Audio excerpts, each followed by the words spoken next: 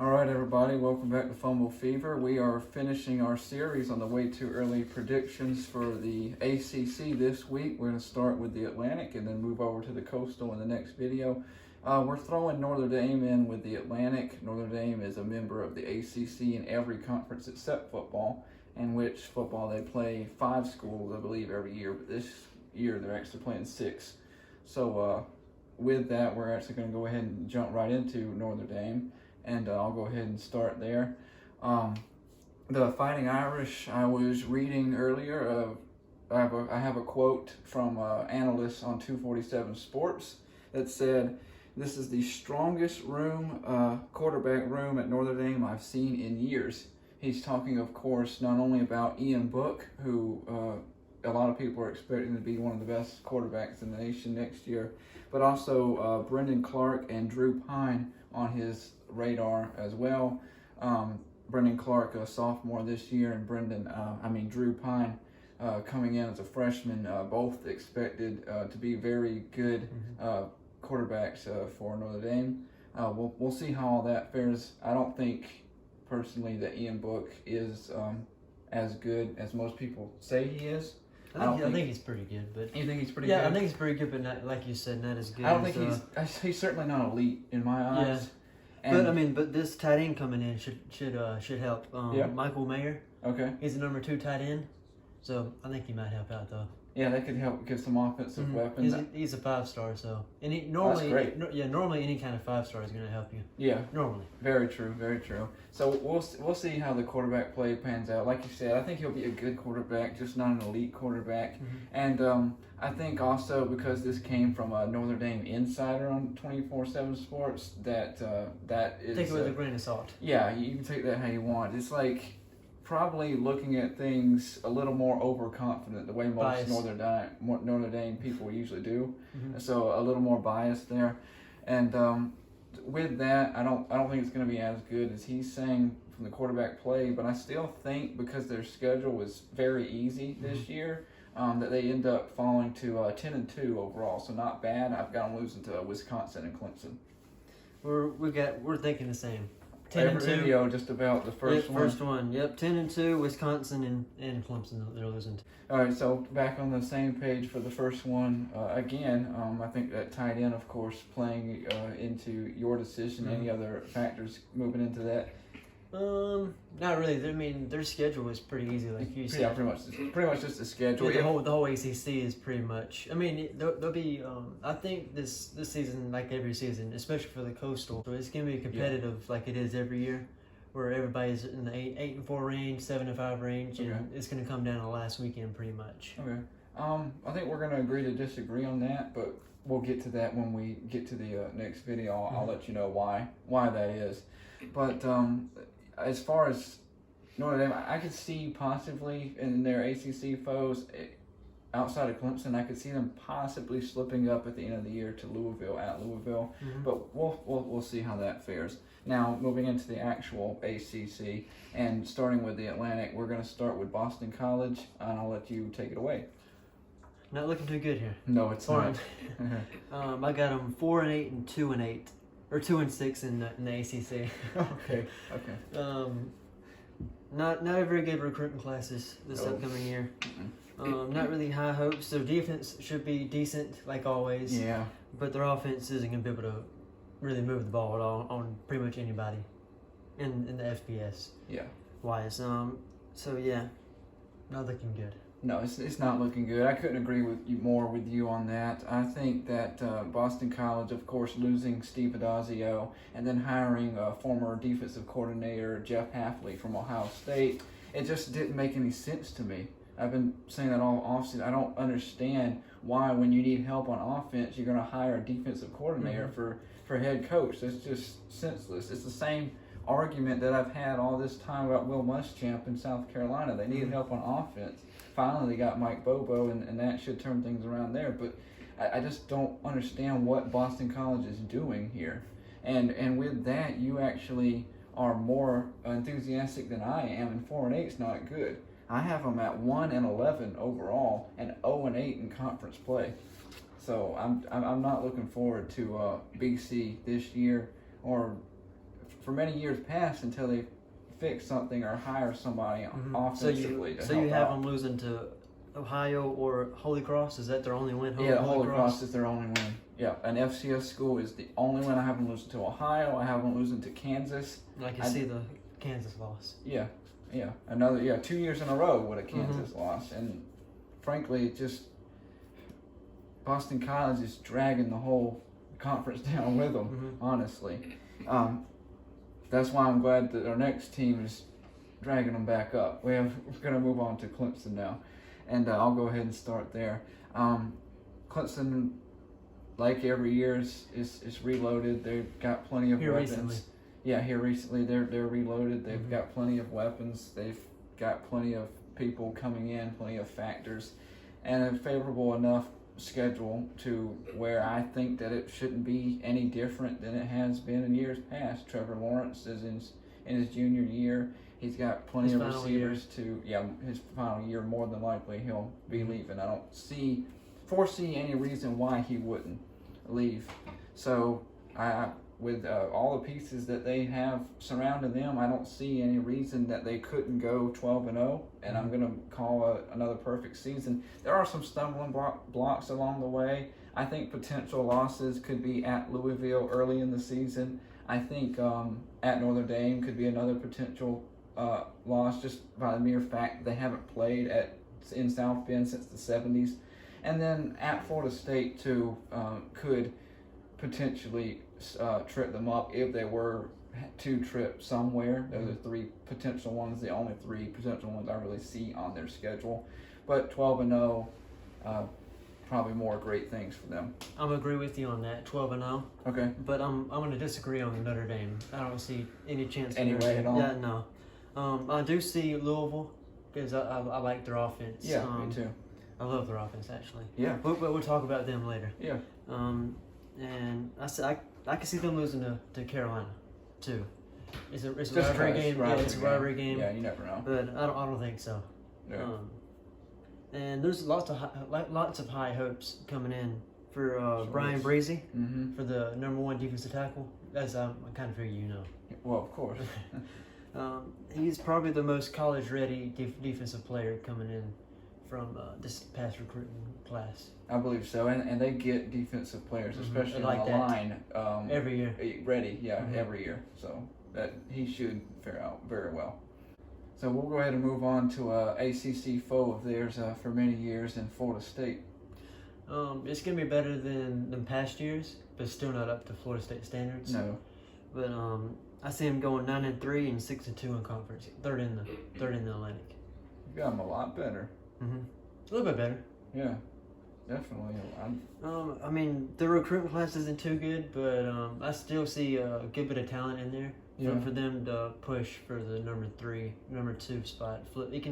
I see either Louisville or Florida State in the Atlantic fighting for #2. Yeah, I think this is going to be the most competitive year yet, especially in the Atlantic for the #2 spot. I think Clemson's the clear favorite there, but the #2 spot, I have 2 or 3 teams that could potentially end up in that position.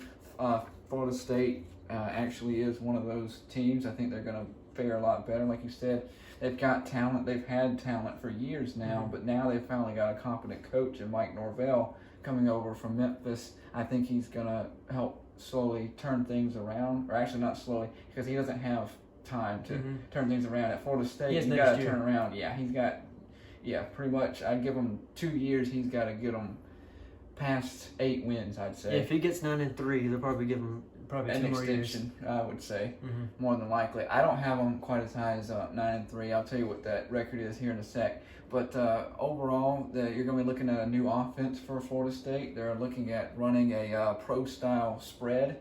So for those of you that don't know what that is, that's a run-first spread offense that is going to be very, like I said, run-centric. It's going to focus on that first. And then they're going to, when they do pass it, they're going to focus on a lot of misdirection. And they're going to focus mainly on quickly getting the ball into their playmakers' hands with the right personnel. And especially even, let's say if that is the running backs, then they're going to toss it out to the running backs very quickly so they can get up the field and get some yards and try to turn that into points. So it's an offense that I'm excited for. It's an offense, if you've watched Memphis over the past years, it should be very similar to that, and I think that's going to improve tremendously.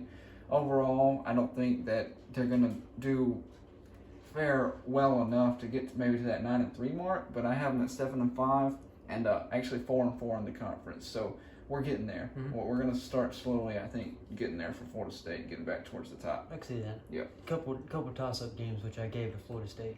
Yeah. So I could see yours possibly as well. I sure could. Heading into Louisville. What you got? Well, like Satterfield for Louisville, I think he's a great coach. Yeah, I remember before last season, me telling you the documentary that I watched on him and seeing the team chemistry that he was bonding at Louisville, and I think he's been creating a new culture that I'm really excited to see. Returning this season for Louisville, their entire linebacking core is coming back, and to get a stat for you as to how important that actually is, 38% of all of their tackles last year came from these guys. So they're going to be impressive. That is very impressive, and so they're going to have a lot to say on what goes on defensively. And I got another little fun fact. Go ahead and shoot. It's on the other side of the field. Okay. Offense.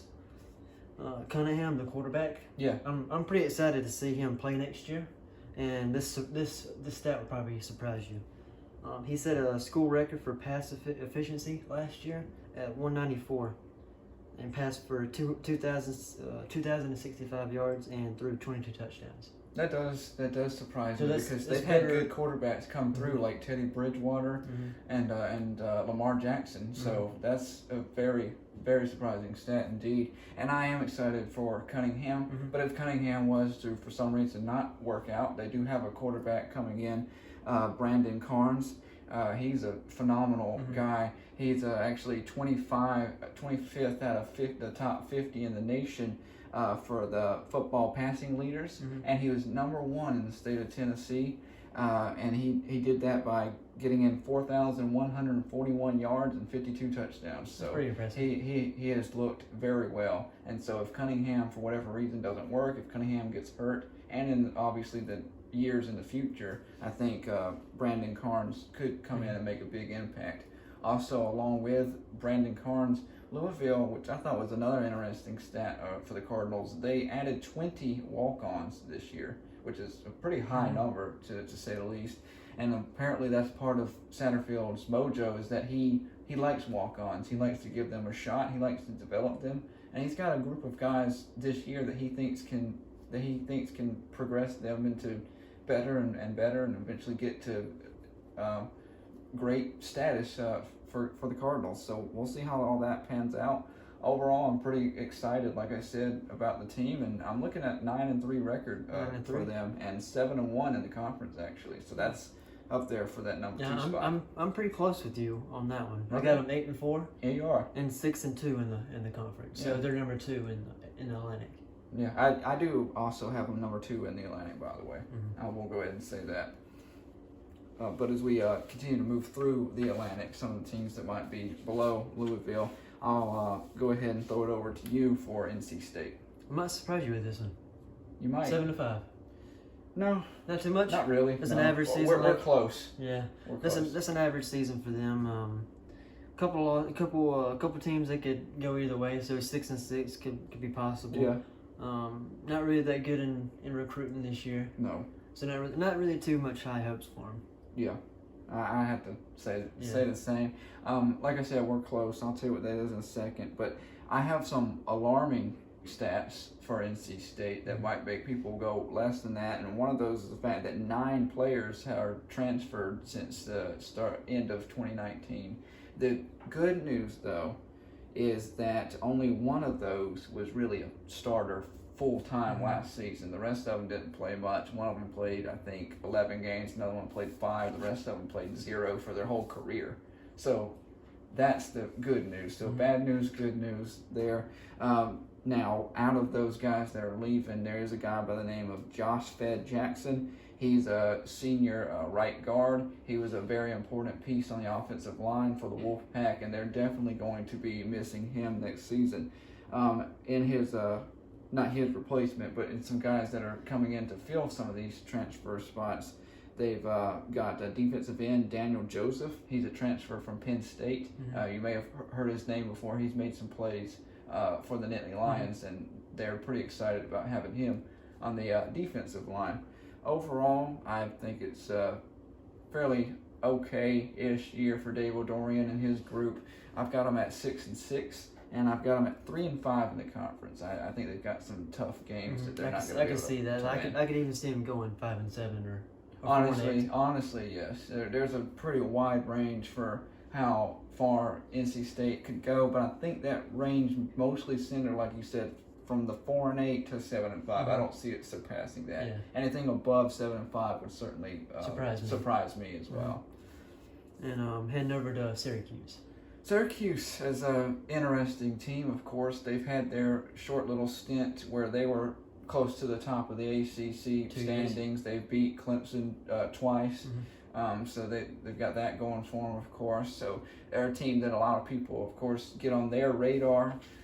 This year, I don't think it's going to be anywhere near as good as it has been in years past. They've lost a lot of players, a lot of talent. They by the way, I do want to make a quick kind of a breaking news because this happened yesterday. They just hired a new linebacker coach, Chris Achoof. It's not a guy that a lot of people know, but he has been an assistant for the Arizona Cardinals for many years. So they're hoping that he'll help build that linebacking core into something a little more proficient than we've seen in recent. We'll see how that plays out. And with that, they have a new defense, not just with the linebacking core, but a new defensive coordinator. He's changing things up for the Orange. They're going to be moving into a 3-3-5 system with one of those guys going to be like a roaming linebacker that's going to help out wherever they can. And I think that their new defensive coordinator, Tony White, he actually has played or has been on part of teams' defenses such as Arizona State and San Diego State. So even though we haven't seen him as the full head defensive coordinator job yet, I think we can more than likely expect that he's going to be very aggressive with his approach, just like San Diego State and Arizona State have been in the past. So it'll be interesting to see how that defense works out for Syracuse.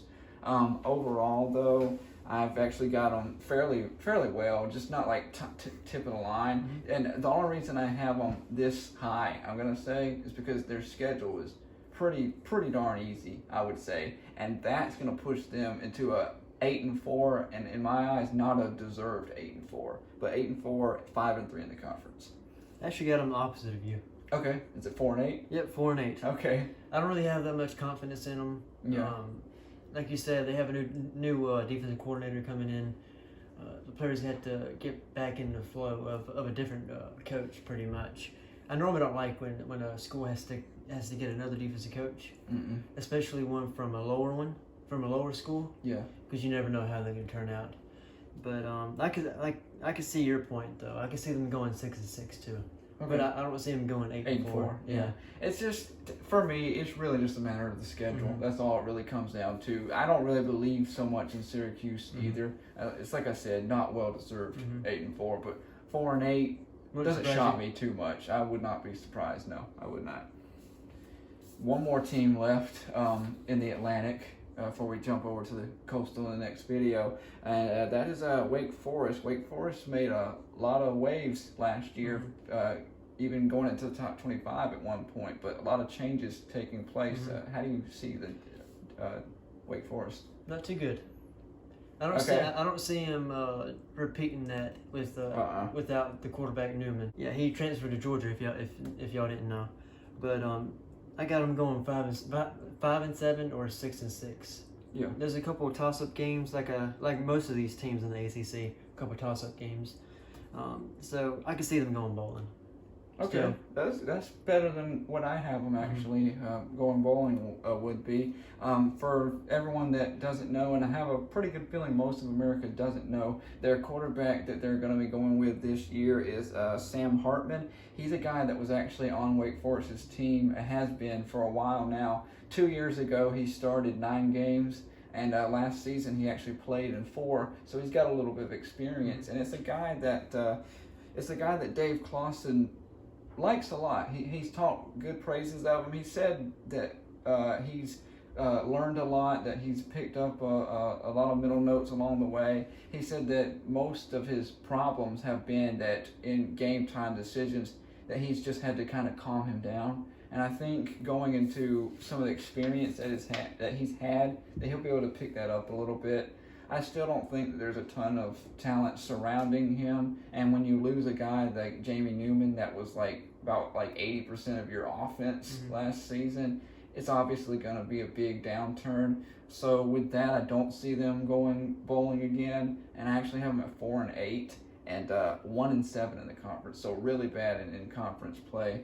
So not a lot to look forward to, I don't believe, for Wake Forest, but kind of back to where they are used to be back in the day. So hopefully maybe at some point they can turn that around, and I really hope they can, because if they don't, I mean, I like Dave Clawson as a coach. I think he's a heck of a coach, and what he's been able to do in recent with this program is amazing to me. I think he's just under bad circumstances where he's at with Wake Forest, and that to me is just real tragedy, honestly, because I think he can do better and probably deserves better than what he's doing. But I think he likes his job now, so we'll see how all that fares out.